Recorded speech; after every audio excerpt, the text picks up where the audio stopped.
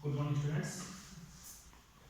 So now I am going to discuss about the second unit, that is kinematics. And this kinematics has two parts, that is two lessons. One is motion in a straight line, motion in straight line. And the second lesson is motion in plane. So now, first of all, what is kinematics? Kinematics is the branch of physics. Kinematics is the branch of physics which deals with the study of the motion of the particle. But here we are not bothered about the reason. We are not bothered about the reason. Means reason ಬೇಕಾಗಿಲ್ಲ. ಯಾಕೆ move ಆಗ್ತಿದೆ ಅನ್ನೋದು ಬೇಕಾಗಿಲ್ಲ. Whether it is moving or not, that is important. So kinematics is the branch of physics which deals with the study of motion of the particle. Study of motion of the particle without knowing the reason. Without knowing the reason. ನನಗೆ reason ಬೇಕಾಗಿಲ್ಲ. ಯಾಕೆ move ಆಗ್ತಿದೆ ನನಗೆ ಗೊತ್ತಿದೆ. ನಿಮಗೂ ಗೊತ್ತಿದೆ. ಹೇಳಿದ್ರಿ ನಿನ್ನೆ. ಹೌದಾ ಏನಂತ ಎದಕ್ಕೆ ಮೂವ್ ಆಗ್ತಿದೆ? By applying the force. But force ಬಗ್ಗೆ ನಾನು ಸ್ಟಡಿ ಮಾಡಿದ್ದೀವಿ. Okay, so therefore it is a branch of physics which deals with the study of motion of the particle without knowing the reason. Reason ಬೇಕಾಗಿಲ್ಲ. So that is called as kinematics. If the reason is known, ನನಗೆ reason ಕೂಡ ನಾನು study ಮಾಡಬೇಕಾಗಿದೆ ಅಂತಂದ್ರೆ ಅದಕ್ಕೆ ಏನು ಕರಿತೀವಿ? Dynamics ಅಂತ ಕರಿತೀವಿ. ಡೈನಾಮಿಕ್ಸ್ ಏನು? ಸೇಮ್ ಇಲ್ಲಿ ಏನು ಮಾಡ್ತೀವಿ? Study of motion of the particle. Okay, motion ಬಗ್ಗೆ ಸ್ಟಡಿ ಮಾಡ್ತೀವಿ. ಇಲ್ಲಿ ಕೂಡ ಮೋಷನ್ ಬಗ್ಗೆ ಸ್ಟಡಿ ಮಾಡ್ತೀವಿ. ಪಾರ್ಟಿಕಲ್ ಮೂವ್ ಆಗ್ತಿದೆ ಇಲ್ಲ ಅನ್ನೋದ್ರ ಬಗ್ಗೆ ಸ್ಟಡಿ ಮಾಡ್ತೀವಿ. ಬಟ್ ಇಲ್ಲಿ ರೀಸನ್ ಅಲ್ಲಿ ಬೇಕಾಗಿಲ್ಲ. ಬಟ್ ಇಲ್ಲಿ ರೀಸನ್ ಅಲ್ಲಿ ಗೊತ್ತಿರಬೇಕು. ಯಾಕೆ ಮೂವ್ ಆಗ್ತಿದೆ ಅನ್ನೋದು ಕೂಡ ನಾವು ಸ್ಟಡಿ ಮಾಡ್ತೀವಿ. So here without knowing the reason is called as kinematics. By knowing the reason is called as dynamics. And this kinematics has two lessons. Two lessons. One is motion in a straight line, and the second one is motion in a plane. Motion in a plane. So now motion in a straight line. This lesson is conducted by Suresh Pattar sir. Okay, from Adil branch. And now I am going to deal with this lesson. Yadu motion in a plane. So motion in a plane means it is a two-dimensional motion or three-dimensional motion also. So in this lesson we are going to study the motion in either two dimensions or three dimensions. But ಈ lesson ಅಲ್ಲಿ study ಮಾಡ್ತೀವಿ motion in a straight line means what? ಒಂದೇ line ಅಲ್ಲಿ ಒಂದೇ ದಿಕ್ಕಿನಲ್ಲಿ ಏನು ಹೇಳಿದೆ? Types of motion ಏನಂತ? One dimension, two dimension, three dimension. One dimension motion means what? Straight line. Okay, if the particle changes its position only along the one direction, ಒಂದೇ ದಿಕ್ಕಿನಲ್ಲಿ ಬದಲಾವಣೆ ಆದ್ರೆ ಅವಾಗ ಏನಂತ ಕರಿತೀವಿ? ಒನ್ ಡೈಮೆನ್ಷನ್ ಮೋಷನ್ ಅಂತ ಕರಿತೀವಿ. Now what is two dimension motion? If the particle changes its position along the two directions, then it is called as two dimension motion. And what is three dimension motion? If the particle changes its position along the three directions, then it is called as three dimension motion. So now I am going to deal with the two dimension and as well as three dimension motions. Okay, motions are motion. Motion in a plane. So for this, what is requirement? It is required to find the direction. So to find the direction, we introduce the term that is called as what? Vector. So vector is the term which is used to find out the direction. Which is used to find out the direction. So now what is vector and what is scalar? And what is scalar quantity and what is vector quantity? Scalar ಅಂದ್ರೆ ಏನು ಮತ್ತು vector ಅಂದ್ರೆ ಏನು? ನಿನ್ನೆ ಹೇಳಿದೆ important ಅಂತ ಹೇಳಿ. ಹೌದಾ? What is scalar quantity? Scalar is the quantity which has only magnitude but not direction. Magnitude ಆತ ಇರುತ್ತೆ, ಡೈರೆಕ್ಷನ್ ಇರುತ್ತೆ. ಮ್ಯಾಗ್ನಿಟ್ಯೂಡ್ ಅಂದ್ರೆ ಏನು? ಎಷ್ಟು ಅಂತ ಹೇಳ್ತೀವಾ? ಎಷ್ಟು ಮೀನ್ಸ್ ಸಕ್ಕರೆ ತಗೊಂಬಂದ್ರೆ ಎಷ್ಟು ಕ್ವಶನ್ ಬರುತ್ತೆ? ಎಣ್ಣೆ ತಗೊಂಬಂದ್ರೆ ಎಷ್ಟು? 1 ಲೀಟರ್ 2 ಲೀಟರ್ ಕ್ವಶನ್ ಅರೇಸ್ ಆಗುತ್ತೆ. ಎಷ್ಟು ಅನ್ನೋದೇ ನಂಬರ್, ಕ್ವಾಂಟಿಟಿ. ಆ ಕ್ವಾಂಟಿಟಿಯನ್ನ ಏನು ಕರಿತೀವಿ? ಮ್ಯಾಗ್ನಿಟ್ಯೂಡ್ ಅಂತ ಕರಿತೀವಿ. ಸೊ ಯಾವುದೇ ಕ್ವಾಂಟಿಟಿಗೆ ಮ್ಯಾಗ್ನಿಟ್ಯೂಡ್ ಅಷ್ಟೇ ಇದ್ರೆ ಅದನ್ನ ಸ್ಕೇಲರ್ ಅಂತ ಕರಿತೀವಿ. ಸ್ಕೇಲರ್ ಅಂತ ಕರಿತೀವಿ. So the quantity which has only magnitude but not the direction. Magnitude ಇರುತ್ತೆ, ಡೈರೆಕ್ಷನ್ ಇರಲ್ಲ. And now what is vector quantity? This is the quantity which has both magnitude as well as the direction. ಇದಕ್ಕೆ magnitude ಕೂಡ ಇರುತ್ತೆ, direction ಕೂಡ ಇರುತ್ತೆ. So now they ask the question like that. Write the differences between scalars and vectors. Okay, it is for 2 marks. Or what is scalar quantity? Give an example. Or what is vector quantity? Give an example. ಈ ರೀತಿ question ಕೇಳಿದಾಗ so ನಾವು ಅಂದ್ರೆ scalar ಗೊತ್ತಾಯ್ತು, vector ಗೊತ್ತಾಯ್ತು. Scalar is the quantity which has only magnitude. Vector is the quantity which has magnitude as well as direction. Now, what are the examples for scalars and vectors? Yesterday, I have discussed about the examples also. What are the examples? So, as you know, scalar is the quantity which has only magnitude, which has only number. But the direction is not important here. Okay? So, example means, as I discussed earlier, as I discussed in my last class, mass is the quantity which has only magnitude. ಹೌದಾ? ನನ್ನ mass ನೇ ಹೇಳಿದ example ಏನಂತ, ನನ್ನ mass ಎಷ್ಟಿದೆ, for example 62 kg. 62 kg ನಾನು ಇಂತು wait mass ನೋಡ್ಕೋತೀನಿ 62 kg. ಕರೆಕ್ಟಾ? ನಾನು ಬಾಜು ನೋಡ್ಕೋತೀನಿ ಮಾಸ್ ಎಷ್ಟಿರುತ್ತೆ 62 kg ಆಬ್ವಿಯಸ್ಲಿ. ಕರೆಕ್ಟಾ? ನಾನು ಅಲ್ಲೆಲ್ಲ ಒಂದು ನೋಡ್ತೀನಿ 62 kg. ನಾನು ಈ ಕಡೆ ಹೋದ್ರೆ 62 kg, ಈ ಕಡೆ ಹೋದ್ರೆ 62 kg, ಈ ಕಡೆ ಹೋದ್ರೆ 62 kg. 62 ಕಡಿಮೆ ಆಗ್ತಾ ಇಲ್ಲ, ಜಾಸ್ತಿ ಆಗ್ತಾ ಇಲ್ಲ. ಮೀನ್ಸ್ ನನ್ನ ಡೈರೆಕ್ಷನ್ ಯಾವುದೇ ಕಡೆ ಹೋದ್ರೂ ಕೂಡ ಏನಾಗ್ತಾ ಇದೆ, mass will be fixed quantity. So therefore, for the measurement of mass, direction is not requirement, direction is not important. So therefore, mass is the example for scalar quantity. Example ಇನ್ನೊಂದು ಹೇಳಿದೆ, temperature. Thermometer ನೋಡ್ತೀರಿ 30 degree Celsius ಇದೆ, 30 degree Celsius. ನಾನು ಬಾಜು ನೋಡ್ರಿ ಎಷ್ಟಿರುತ್ತೆ, 30 degree Celsius ಇರುತ್ತೆ. ನಿಮ್ಮ ಕ್ವಶನ್ ಅರೇಸ್ ಆಗಿರುತ್ತೆ, ಸರ್ ಬಾಜು AC ಇದ್ರೆ ಏನು ಮಾಡ್ತೀರಿ? ಅದಕ್ಕೆ ನಾನು ನಿನ್ನೆ ಹೇಳಿದೆ, ನಾನು AC ಅದು ಏನಿಲ್ಲ.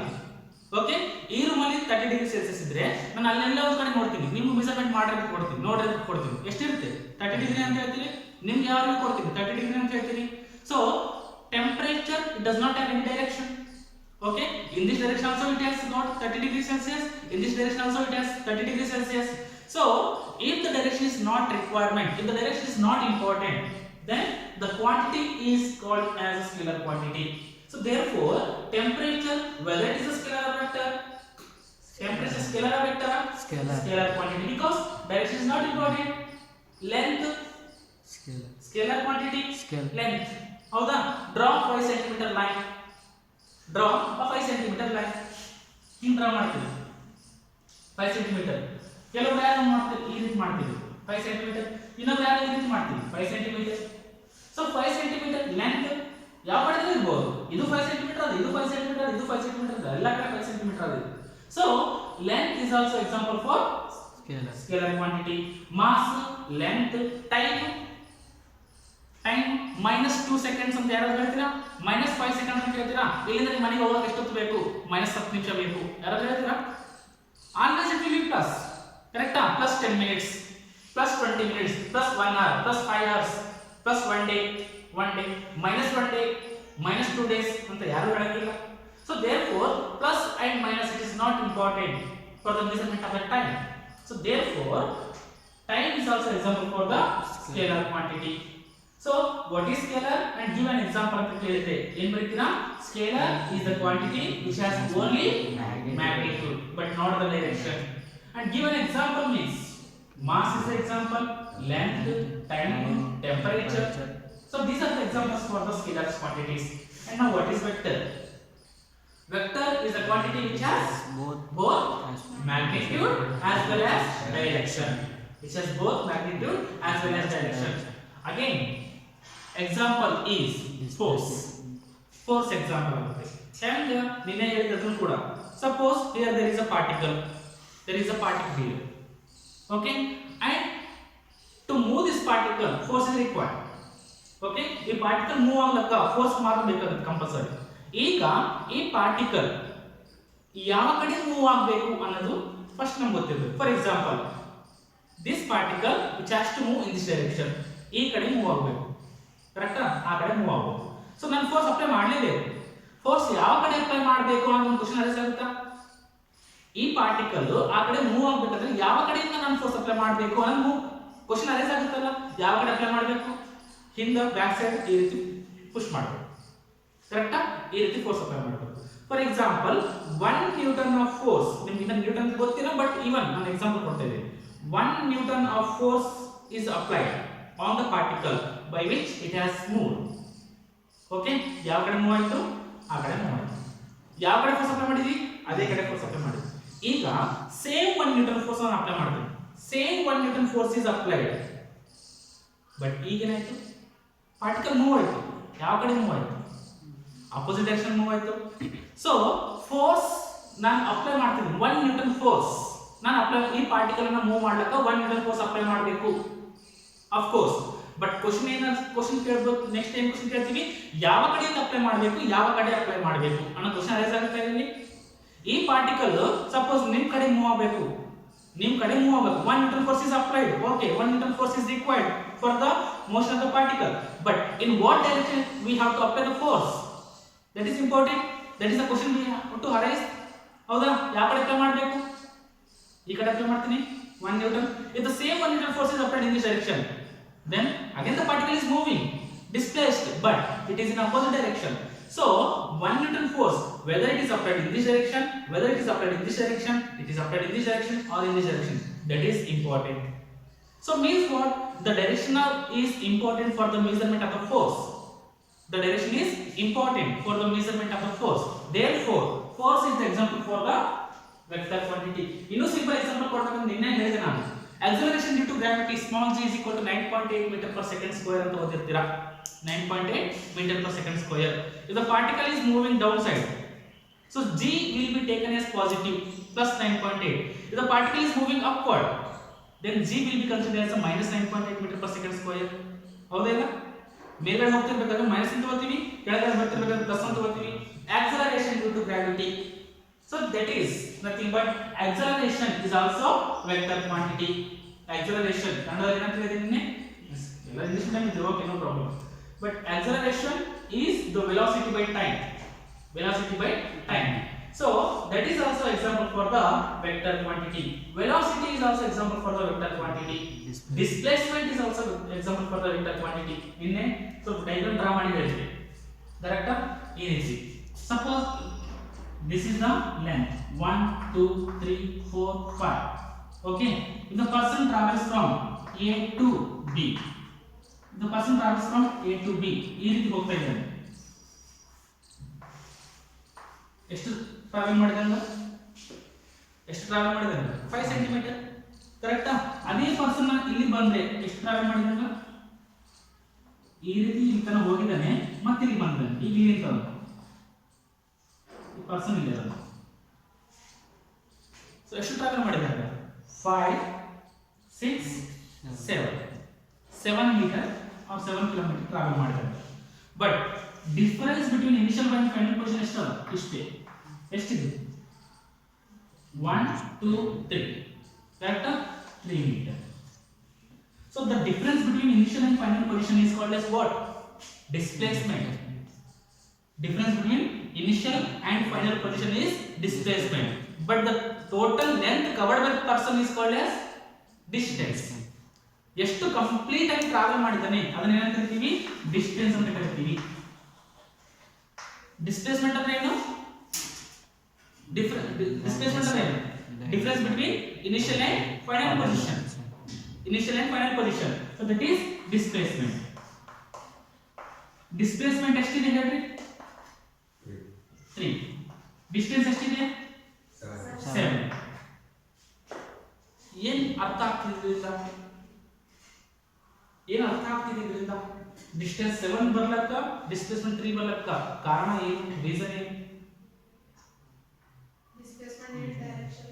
Displacement requires direction. Means what? If the person is moving forward, we consider it as a plus, positive. If the person is moving backward, we consider it as a minus. Correct? Person ಮುಂದಕ್ಕೆ ಹೋಗ್ತಾ ಇರಬೇಕಾದ್ರೆ plus ಅಂತ ತಗೊಂಡಿವಿ. +1 +2 +3 +4 +5. ಅದೇ person ಹಿಂದೆ ಬರ್ತಾ ಇರಬೇಕಾದ್ರೆ minus consider ಮಾಡ್ತಿದೀವಿ. -1 -2 +5 -2 ಎಷ್ಟಾಗುತ್ತೆ? +5 -2 ಎಷ್ಟಾಗುತ್ತೆ? 3. So 3 is the displacement. Means what? The person is moving forward, we take it as a plus. The person is moving backward, we take it as a minus. Means direction is important. Direction ಏನು? ಮುಂದಕ್ಕೆ ಹೋದ್ರೆ plus ಅಂತ ಹೋಗ್ತೀವಿ, ಹಿಂದಕ್ಕೆ ಹೋದ್ರೆ minus ಅಂತ ಹೋಗ್ತೀವಿ. Direction is important. So displacement requires direction. So therefore displacement is example for vector quantity. But what about distance? ಮುಂದಕ್ಕಾದ್ರೂ ಹೋಗ್ಲಿ ಹಿಂದಕ್ಕಾದ್ರೂ ಬರಲಿ ಏನು ಮಾಡಿ ನೋಡ್ರಿ 1 2 3 4 5 6 7 ಮುಂದಕ್ಕೆ ಹೋದ್ರೂ ಪ್ಲಸ್ ತಗೊಂಡಿದ್ವಿ ಹಿಂದಕ್ಕೆ ಬಂದ್ರು ಪ್ಲಸ್ ತಗೊಂಡಿದ್ವಿ ಅಂದ್ರೆ ಯಾಡ್ ಮಾಡಬೇಕು ಅಷ್ಟೇ. So therefore distance does not require any direction. Direction is not important for the measurement of the distance.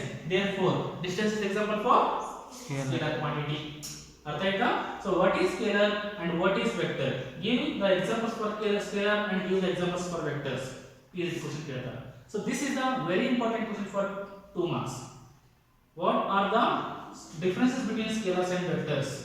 What are the differences between scalars and vectors? Or what is scalar? Give an example. What is vector? Give an example. Okay. Next, vector ಅಂತ ಇಷ್ಟೊತ್ತು ಹೇಳಿದೆ. So what is the or how we can represent the vector quantity? How can we represent a vector quantity? Suppose ಒಂದು ಎರಡು quantities ಕೊಟ್ಟಿದ್ದೀವಿ, ಎರಡು quantities ಕೊಟ್ಟಿದ್ದೀವಿ, ಇದರಲ್ಲಿ vector ಯಾವುದು ಸ್ಕೇಲರ್ ಯಾವುದು ಯಾವ ರೀತಿ ರಿಪ್ರೆಸೆಂಟ್ ಮಾಡಬೇಕು ಇನ್ physics. So vector is represented by the straight line. Vector is represented by straight line with an arrow mark. Vector is represented by straight line with an arrow mark. So here the length of the straight line ಇದೆಯಲ್ಲ ಈ length indicate ಮಾಡುತ್ತೆ ಅಂದ್ರೆ magnitude indicate ಮಾಡುತ್ತೆ, magnitude indicate ಮಾಡುತ್ತೆ. And the direction of the arrow mark ಯಾವ ಕಡೆ ಇದೆಯಲ್ಲ ಅದೇ ಇಂಡಿಕೇಟ್ ಮಾಡುತ್ತೆ, ಡೈರೆಕ್ಷನ್ ಇಂಡಿಕೇಟ್ ಮಾಡುತ್ತೆ. Arrow mark indicating the direction and length indicating the magnitude. For example, here this is the vector quantity which has 3 and this is the direction. Okay, means what? Here the length or the any quantity which is moving from here to here. For example, O to P. So ನಾವು ಇದನ್ನ ಹೆಂಗ್ ಬರೀತೀವಿ? OP ಅಂತ ಬರೀತೀವಿ. Okay, no problem. OP. But ಯಾವ ಕಡೆ move ಆಗಿದೆ ನೋಡ್ರಿ, O ದಿಂದ P ಕಡೆನಾ, P ದಿಂದ O ಕಡೆನಾ? O ದಿಂದ P ಕಡೆ, ಹೌದಾ? ಸೊ ಅದಕ್ಕೆ ಅದರ ಮೇಲೆ ಈ ರೀತಿ ಬರೀತೀವಿ. So this is the vector quantity. Suppose ಅಲ್ಲಿ ಆರೋ ಮಾರ್ಕ್ ಇರಲಿಲ್ಲ ಅಂತ ತಿಳ್ಕೊರಿ, ಅದು ಸ್ಕೇಲರ್. ಸೊ ನಮಗೆ ಇದು ಬೇಕಾಗಿಲ್ಲ ಅವಾಗ OP3 ಮುಗಿತು ಅಷ್ಟೇ answer. Suppose here there is a quantity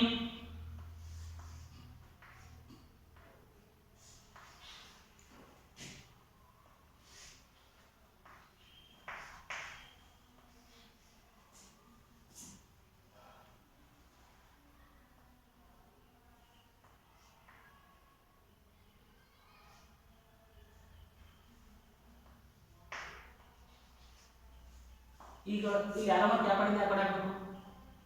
ಇಲ್ಲಿ PQ ಅಂತ ಕೊಟ್ಟಿದ್ದೀನಿ, ಬಟ್ ಇಲ್ಲಿ Q ದಿಂದ P ಕಡೆ ಆರೋ ಮಾರ್ಕ್ ಹೋಗಿದೆ, ಹೌದಾ? ಯಾರೋ ಬಿಡ್ತೀರಾ, ಬಾಣ ಬಿಡ್ತೀರಾ, ನಿಮ್ಮ ಕಡೆಯಿಂದ ಆ ಕಡೆ ಹೋಗ್ತೀರಾ, ಯಾರೋ ಇಂಡಿಕೇಟಿಂಗ್ ದ ಡೈರೆಕ್ಷನ್. ಸೊ ಇಲ್ಲಿ ಯಾವ ಕಡೆಯಿಂದ ಆ ಕಡೆ ಹೋಗಿದೆ? Q to P. Q to P. So ಇಲ್ಲಿ ಅಂದ್ರೆ ಫಸ್ಟ್ ಸ್ಟಾರ್ಟಿಂಗ್ ಪಾಯಿಂಟ್ ಯಾವುದು? Q. ಎಂಡ್ ಪಾಯಿಂಟ್ ಯಾವುದು? P. ಸೊ ಆರೋ ಮಾರ್ಕ್ ನಾನು ಈ ಕಡೆ ಡ್ರಾ ಮಾಡ್ತೀನಿ ಅಷ್ಟೇ. So this is the representation of a vector. Okay, so this is the vector quantity. So vector ಯಾವ ರೀತಿ ರಿಪ್ರೆಸೆಂಟ್ ಮಾಡಬೇಕು? Vector is always represented by the straight line with an arrow mark compulsory. ಯಾವುದೋ ಒಂದು quantity, ಈಗ force vector scalar, force vector scalar, force vector ಬರೀ force ಅಂತ ಬರೆದ್ರೆ ತಪ್ಪು. ವೆಕ್ಟರ್ ಯಾವುದು? ವೆಕ್ಟರ್ ಹೆಂಗೆ ರಿಪ್ರೆಸೆಂಟ್ ಮಾಡಬೇಕು? Straight line with an arrow mark, ಅದರ ಮೇಲೆ ಇರಬೇಕು compulsory. Mass scalar vector, scalar mass ಇದರ ಮೇಲೆ ಬರಿಬೇಕಾ? ಇಲ್ಲ, ಯಾಕ? ಇದು ಸ್ಕೇಲರ್, ಸೊ ಇದು ಬೇಕಾಗಿಲ್ಲ. ಅರ್ಥ ಆಯ್ತಾ? So now this is all about the scalars and vectors. Now types of vectors, ನಿನ್ನೆ ಕೂಡ ಇಲ್ಲಿ ಸ್ಟಾಪ್ ಮಾಡಿದ್ದೆ.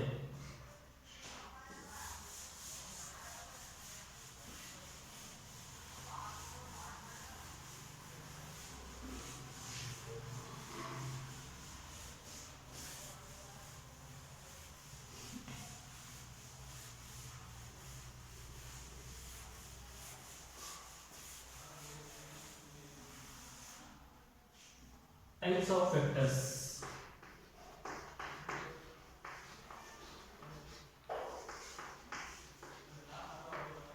First one, there are so many types, and among which the first one is position vector.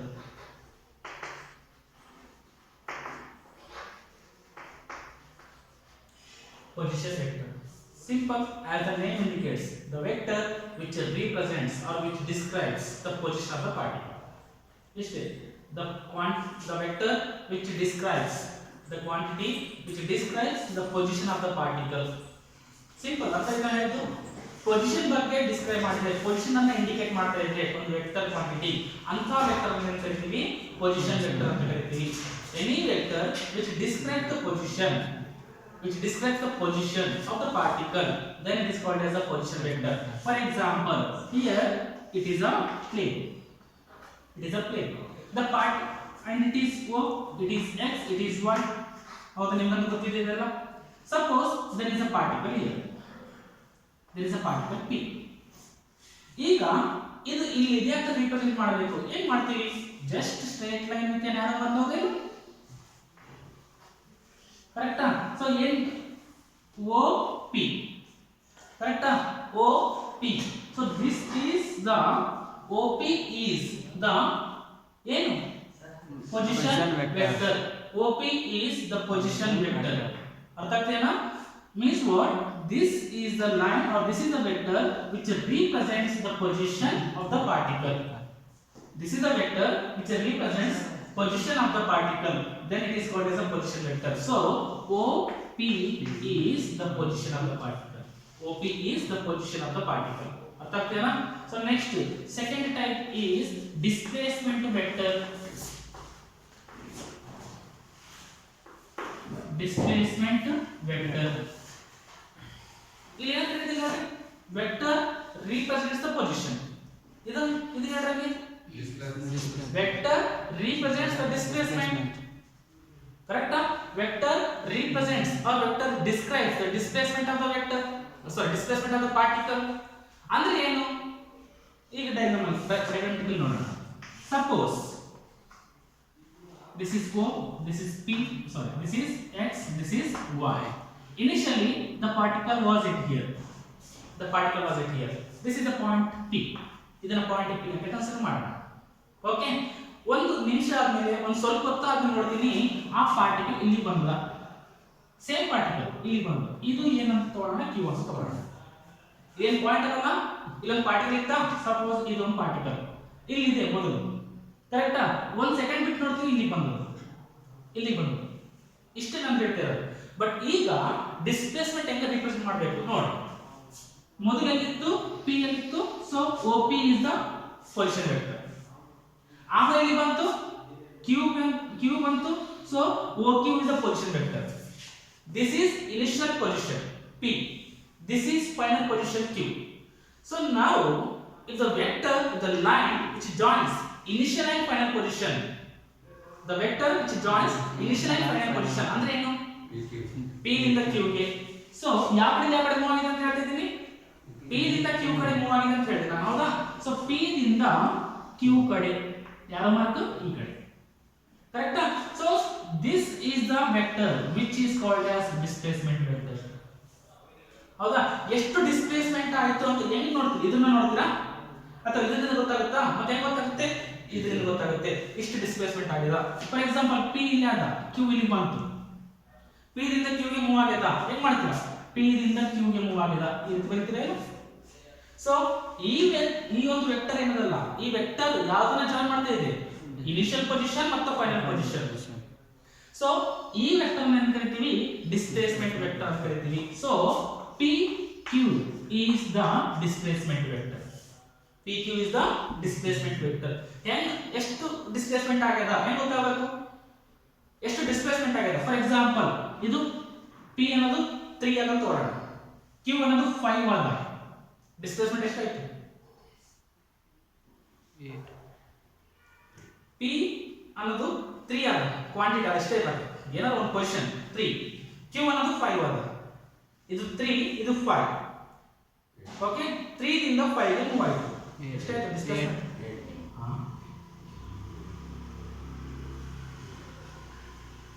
Okay, ಇದು college. ಇಲ್ಲಿ ವಿನಾಯಕ ಮನೆ ಅಂತ. ಅದು ಅಂದ್ರೆ ಮೊದಲೇ ಸರ್ವಕಾಲಿಕ ಸುಮ್ಮನೆ ಜಸ್ಟ್ ಎಕ್ಸಾಂಪಲ್ ಹೇಳ್ತಾ ಇದ್ದೀನಿ. ಇಲ್ಲಿ ಸಾಯಿ ಮಂದಿರ. ಹೌದಾ ಕಾಲೇಜು ಯಾವ್ದೊಂದು ಸ್ಟೂಡೆಂಟ್ ಮನೆ ಸಾಯಿ ಮಂದಿರ್ ಕಾಲೇಜಿಂದ ಈ ಸ್ಟೂಡೆಂಟ್ ಮನೆ ಎಷ್ಟಾದ ಅಂತಂದ್ರೆ 3 ಕಿಲೋಮೀಟರ್ ಆದ ಈ ಮನೆಯಿಂದ ಸಾಯಿ ಮಂದಿರ್ ಎಷ್ಟು ಕಿಲೋಮೀಟರ್ ಅಂತಂದ್ರೆ 1 ಕಿಲೋಮೀಟರ್ ಆದ 1 ಕಿಲೋಮೀಟರ್ ಆದ ಸೊ ಈಗ ನಾನೇನು ಹೇಳ್ತೀನಿ ಆ ಹುಡುಗ ಕಾಲೇಜಲ್ಲಿ ಇದ್ದಾನೆ ಈಗ ಮನೆಗೆ ಹೋಗಿ ಮುಟ್ಟಿದ ಎಷ್ಟು ಟ್ರಾವೆಲ್ ಮಾಡಿದಾನೆ 4 ಹೌದಾ 4 ಹೌದಾ ಇನ್ನೊಂದು ಆ ಹುಡುಗ ಅವ್ರ ಮನೆಯಲ್ಲಿದ್ದಾನೆ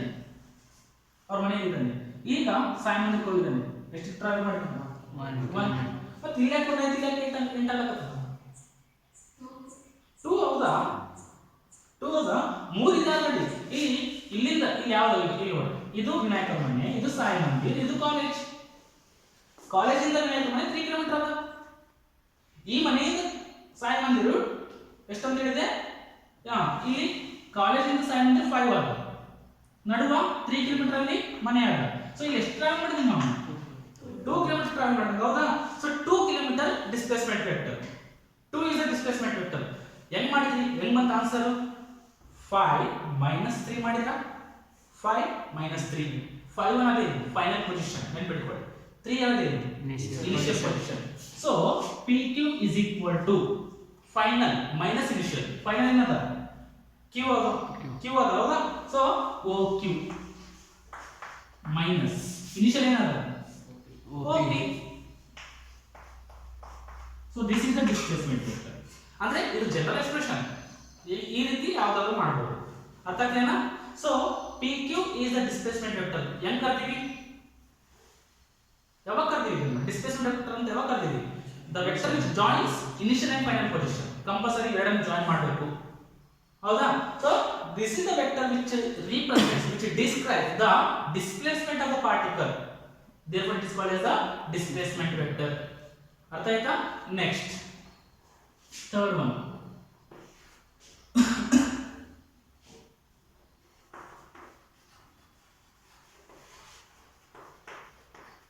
equal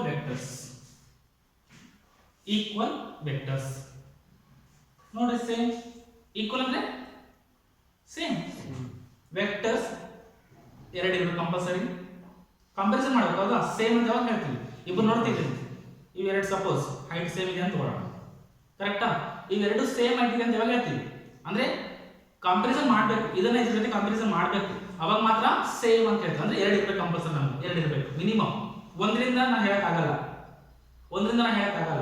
ಹೌದಾ ವಿರಾಟ್ ಕೊಹ್ಲಿ ಗ್ರೇಟ್ ಅಂತ ಹೇಳ್ತೀವಿ ಯಾವಾಗ ಅವನ ಜೊತೆ ಆಡೋದು ನೋಡಿ ಅವನ ಜೊತೆ ಆಡೋದು ಕಂಪ್ಯಾರಿಸನ್ ಮಾಡಿ ಹೇಳ್ತೀವಿ ಗ್ರೇಟ್ ಅಂತ ಹೇಳಿ ಬರೀ ವಿರಾಟ್ ಕೊಹ್ಲಿ ಒಬ್ಬನಿದ್ರೆ ಉಸೇನ್ ಬೋಲ್ಟ್ ಏನು ಸ್ಪೀಡ್ ರನ್ನರ್ ಯಾವಾಗ ಹೇಳ್ತೀವಿ ಅವನ ಜೊತೆ ಓಡೋಣ ನೋಡಿ ಹೇಳ್ತೀವಿ ಅದೇ ರೀತಿ ಇದು ಈಕ್ವಲ್ ಅಂತ ಹೇಳಬೇಕು ಅಂತಂದ್ರೆ ಏನ್ ಬೇಕು ಮಿನಿಮಮ್ ಎರಡು ಬೇಕು ಕಂಪಲ್ಸರಿ ಎರಡು ಬೇಕು equal as the name indicates ಏನು same so the vectors which have the same magnitude and same direction magnitude same ಇರಬೇಕು direction ಕೂಡ ಸೇಮ್ ಇರಬೇಕು ಅಂತ ವೆಕ್ಟರ್ಸ್ ಏನಂತ ಕರಿತೀವಿ ಈಕ್ವಲ್ ವೆಕ್ಟರ್ಸ್ ಅಂತ ಕರಿತೀವಿ ಫಾರ್ ಎಕ್ಸಾಂಪಲ್ ಒಂದು ವೆಕ್ಟರ್ ತಗೊಂಡಿದ್ದೀನಿ ಒಂದು ವೆಕ್ಟರ್ ಇದು ಈಗ ಅಂತದೇ ಇನ್ನೊಂದು ವೆಕ್ಟರ್ ತಗೋತೀನಿ ನಾನು ಈಗ ನೋಡಿ ಎರಡು ಸೇಮ್ ಅಲ್ವಾ ಇದು ಲೆಂತ್ ಎಷ್ಟದ ಇದು ಲೆಂತ್ ಅಷ್ಟೇ ಅದ ಇದು ಯಾರ ಮತ್ತೆ ಯಾವ ಇದು ಯಾರ ಮತ್ತೆ ಅದೇ ಕಡೆ ಅದ ಹೌದಲ್ಲ ಸೊ ಡೈರೆಕ್ಷನ್ ಸೇಮ್ ಆದ ಲೆಂತ್ ಕೂಡ ಸೇಮ್ ಆದ ಲೆಂತ್ ಅಂದ್ರೆ magnitude so these are the vectors which have the same magnitude and the same direction then these vectors are called as equal vectors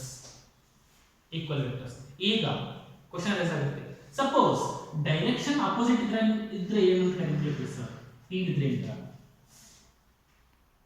ಏನಂತ ಕರಿತೀವಿ ಈ ಈಕ್ವಲ್ ಅಂತ ತೆಗಿಬೇಕು ನೆಗೆಟಿವ್ ಅಂತ ಹಚ್ಚಬೇಕು negative vectors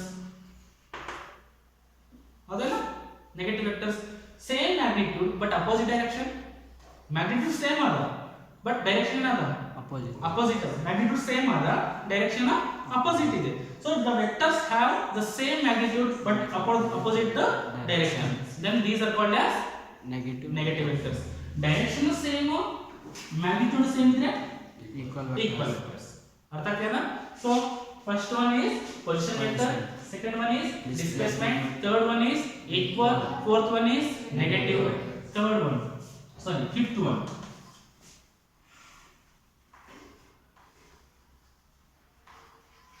parallel vectors are collinear vectors ಅಂತ ಕರಿತೀವಿ. Parallel vectors. Parallel ಅಂತಂದ್ರೆ ಒಂದ್ರ ಬಾಜು ಹೋಗ್ತದೆ, ದೇ ನೆವರ್ ಮೀಟ್. ಹೌದಾ? ಇದು ಈ ಎರಡು ಪ್ಯಾರಲಲ್ ಹೌದಾ ಇಲ್ಲ? ಇವೆರಡು ಪ್ಯಾರಲಲ್ ಹೌದಾ ಇಲ್ಲ? ಪ್ಯಾರಲಲ್ ಇದೆ ಇವೆರಡು. ಎಲ್ಲದು ರೈಲ್ವೆ ಟ್ರ್ಯಾಕ್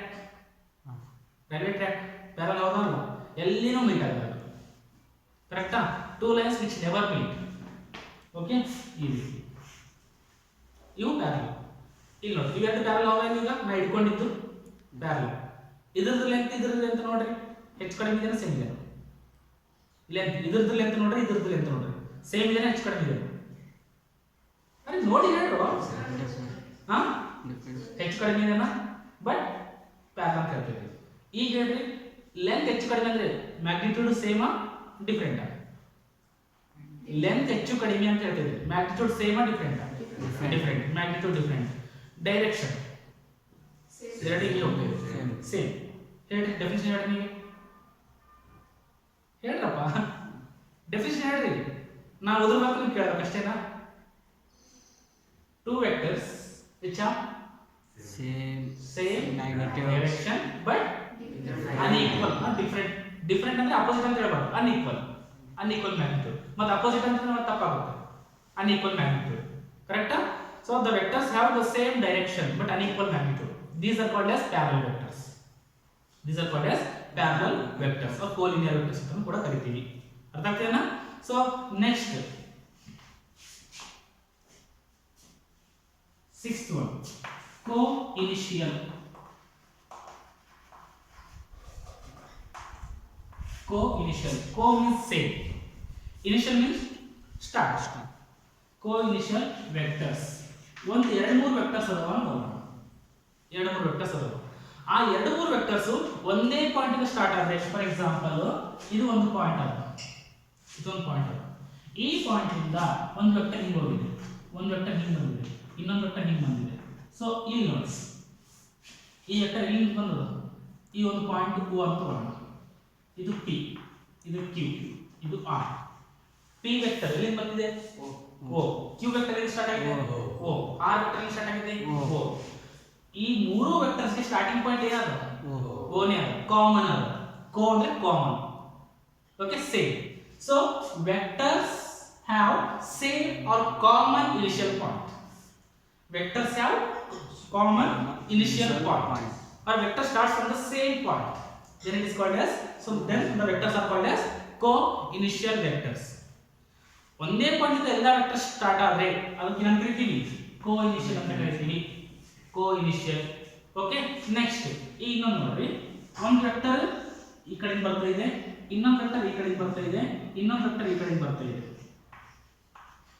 ಈಗ ಏನು, ಇದು ಎಲ್ಲಿಂದ ಬರ್ತಾ ಇದೆ? ಎಲ್ಲಿಂದ ಬರ್ತಾ ಇದೆ ಅಂತ ತಿಳ್ಕೊಳ್ಳಿ. ಓಕೆ, ಇಲ್ಲಿಂದ ಬರ್ತಾ ಇದೆ, ಬಂದು ಇಲ್ಲಿ ಮೀಟ್ ಆಗ್ತಾ ಇದೆ. ನಿಮ್ಮ ಫ್ರೆಂಡ್ಸ್ ಅಡ್ಡ ಇರುತ್ತೆ, ಟೀ ಸ್ಟಾಲ್. ಬರ್ಲಿ ವಿನಾಯಕ್ ಎಲ್ಲಿದೆ? ಬರ್ತೀನಿ. ಎಲ್ಲಿ? ನಮ್ಮ ಅಡ್ಡಾಗ. ಪ್ರಶಾಂತ್ ಹೋಗ್ತಾನೆ, ವಿನಾಯಕ್ನು ಹೋಗ್ತಾನೆ, ಹೋಗೋದೊಂದೇ ಕಡೆ, ಬಟ್ ಸ್ಟಾರ್ಟ್ ಮಾಡೋದು ಅವ್ರ ಮನೆಯಿಂದ, ಅವ್ರ ಮನೆಯಿಂದ ಅವ್ರ ಮನೆ, ಸ್ವಂತ ಮನೆಯಿಂದ ಬರ್ತಾನೆ. ಹೌದಾ? ವಿನಾಯಕ ಮನೆಯಿಂದ ಅವ ಹೋಗ್ತಾನ, ಪ್ರಶಾಂತ್ ಮನೆ ಕಡೆಯಿಂದ ಅವನು ಬರ್ತಾನ, ಅಂಬರೀಶ್ ಬೇರೆ ಕಡೆಯಿಂದ ಬರ್ತಾನೆ. ಮೂವರು ಬೇರೆ ಬೇರೆ ಕಡೆಯಿಂದ ಸ್ಟಾರ್ಟ್ ಮಾಡಿದ್ರು, ಬಟ್ ಎಂಡ್ ಆಗೋದು ಒಂದೇ ಪಾಯಿಂಟ್ ಅಲ್ಲಿ ಎಂಡ್ ಆಗೋದು, ಒಂದೇ ಪಾಯಿಂಟ್ ಅಲ್ಲಿ ಮೀಟ್ ಆಗೋದು. ಕರೆಕ್ಟಾ?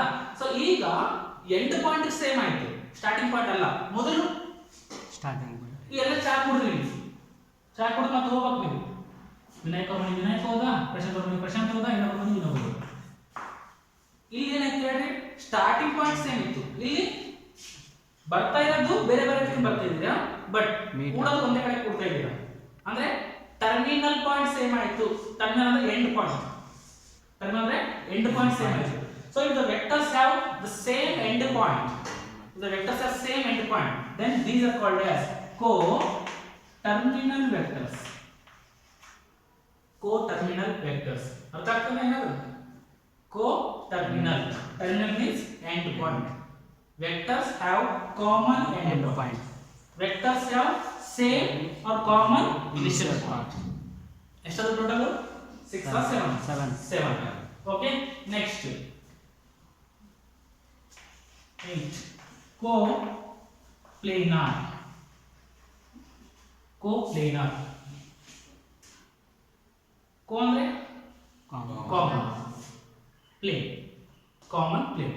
Vectors are located in a same plane or common plane. ಹೆಂಗ ಎಕ್ಸಾಂಪಲ್, ಫಾರ್ ಎಕ್ಸಾಂಪಲ್ ಇದು ಒಂದು ಪ್ಲೇನ್, ಕರೆಕ್ಟಾ? ಇಲ್ಲಿ ನೋಡ್ರಿ, ಇದು ಎಕ್ಸ್, ಇದು ವೈ, ಎಕ್ಸ್ ವೈ, ಇದು ಏನಂದ್ರೆ ಇದು ಜೆಡ್. ಅರ್ಥ ಆಗ್ತೇನಾ? X Y Z. ಇಲ್ಲಿ ನೋಡಿ, ಈ ಎಕ್ಸ್ ಮತ್ತು ವೈ ಇಂದ ಇದೊಂದು ಪೇಪರ್ ತರ ಕ್ರಿಯೇಟ್ ಆಗಿದೆ, ಪ್ಲೇಟ್ ಕ್ರಿಯೇಟ್ ಆಗಿದೆ. ಇದು ಎಕ್ಸ್ ವೈ ಪ್ಲೇಟ್, ಇದು X Y plate, X Y Z. ಇಲ್ಲಿ ನೋಡಿ, ವೈ ಮತ್ತು ಜೆಡ್ ಇಂದ ಇದಿಷ್ಟು ಕ್ರಿಯೇಟ್ ಆಗಿದೆನಾ, ಇದು ವೈ ಜೆಡ್ ಪ್ಲೇಟ್, ಕರೆಕ್ಟಾ? X Y plate, Y Z plate. ಇನ್ನೊಂದೇನದ, ವೈ ಮತ್ತು ಜೆಡ್, ವೈ ಮತ್ತು ಜೆಡ್, ಕರೆಕ್ಟಾ? ಇದು ವೈ ಜೆಡ್ ಪ್ಲೇನ್. ಸೊ ಯಾವುದು ಒಂದು, ಈಗ ನಾನು ಹೇಳ್ತೇನೆ, ಇದು ಎಕ್ಸ್, ಇದು ವೈ. ಈ ಎಕ್ಸ್ ಮತ್ತು ವೈ ಇಂದ ಒಂದು ಪ್ಲೇನ್ ಕ್ರಿಯೇಟ್ ಆಗಿದೆ, ಅದು ಎಕ್ಸ್ ವೈ ಪ್ಲೇನ್. ಈಗ ನಾನು ಏನ್ ಮಾಡ್ತೀನಿ, ಒಂದು ವೆಕ್ಟರ್ ಡ್ರಾ ಮಾಡ್ತೀನಿ, ಎರಡನೇ ವೆಕ್ಟರ್ ಡ್ರಾ ಮಾಡ್ತೀನಿ, ಮೂರನೇ ವೆಕ್ಟರ್ ಡ್ರಾ ಮಾಡ್ತೀನಿ, ನಾಲ್ಕನೇ ವೆಕ್ಟರ್ ಡ್ರಾ ಮಾಡ್ತೀನಿ, ಐದನೇ ವೆಕ್ಟರ್ ಡ್ರಾ ಮಾಡ್ತೀನಿ, 100 ವೆಕ್ಟರ್ಸ್ ಡ್ರಾ ಮಾಡ್ತೀನಿ. ಇವೆಲ್ಲ ಎಲ್ಲ ಒಂದೇ ಪ್ಲೇನ್ ಅದಾವ, ಕರೆಕ್ಟಾ? ಸೊ ಈಗ ಏನ ಕರಿತೀವಿ, ಈಗ ಕೋಪ್ಲೇನರ್. ಅರ್ಥ ಆಗ್ತದಾ? The vectors are located at the same plane, located in the same plane. ಈಗ ನೀವು ಕಾರ್ನರ್ ನೋಡಿದ್ರೆ ಗೊತ್ತಾಗ್ಬಿಡುತ್ತೆ ನಿಮ್ಗೆ, ಹೌದಾ? ಒಂದು ಎಕ್ಸ್, ಒಂದು ವೈ, ಒಂದು ಜೆಡ್. ಇದು ಎಕ್ಸ್ ಅಂತ ಹೊಡೋಣ, ಈ ಕಡೆ ಬರೋದು ಎಕ್ಸ್, ಇದು ವೈ, ಅದು ಜೆಡ್. ಓಕೆ, ಎಕ್ಸ್ ವೈ, ಇದು ಒಂದು ವೈ ಪ್ಲೇಟ್ ಆಗಿದೆ, ಇದು X Y plate. X Z ಅದೊಂದು ರೂಫ್ ಪ್ಲೇಟ್ ಆಗಿದೆನಾ, X Z plate. X Y, ಆಮೇಲೆ ವೈ ಜೆಡ್ ಆ ಸೈಡ್ ವಾಲ್ ಪ್ಲೇಟ್ ಆಗಿದೆನಾ, ಅದು ವೈ ಜೆಡ್ ಪ್ಲೇಟ್. ಸಪೋಸ್ ಈಗ ನಾನು ಈ ವೆಕ್ಟರ್ ಡ್ರಾ ಮಾಡ್ತೀನಿ, ಎಲ್ಲಾ ಕಡೆ ಡ್ರಾ ಮಾಡ್ತೀನಿ, ಎಲ್ಲಾ ಕಡೆ ಡ್ರಾ ಮಾಡ್ತೀನಿ. ಇದು ಯಾವುದು? X Y plane. ಇದು ಎಲ್ಲಾ ವೆಕ್ಟರ್ಸ್ ಎಕ್ಸ್ ವೈ ಪ್ಲೇನ್ ಅಲ್ಲಿ ಇದಾವೆ. ಈಗ ಎಲ್ಲಾ ವೆಕ್ಟರ್ಸ್ ಎಕ್ಸ್ ವೈ ಪ್ಲೇನ್ ಅಲ್ಲಿ ಲೊಕೇಟ್ ಆಗಿದಾವೆ. So therefore it is these vectors are coplanar vectors, coplanar vectors. ಅರ್ಥ ಆಯ್ತಾ? So these are the 8 types, and apart from these two there are two important vectors. ಒಂದು ನಲ್ vector, ಇನ್ನೊಂದು unit vector ಅಂತ ಕರಿತೀವಿ. ನಲ್ ವೆಕ್ಟರ್ ಅಂಡ್ ಯೂನಿಟ್ ವೆಕ್ಟರ್, ಅವೆರಡು ಆಮೇಲೆ